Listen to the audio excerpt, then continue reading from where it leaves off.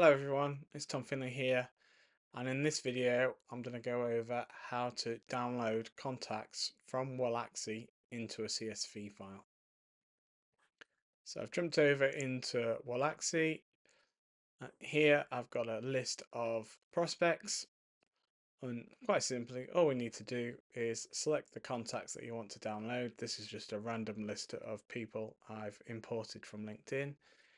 So say if I want to download all 961 contacts, select them all, click export and download as a CSV file. Okay, I've downloaded the file. I've now opened it up in Excel, and as you see, it's a CSV file, and all those LinkedIn contacts are here. So you've got your names, your occupations, your job title, and all the other information that LinkedIn has supplied.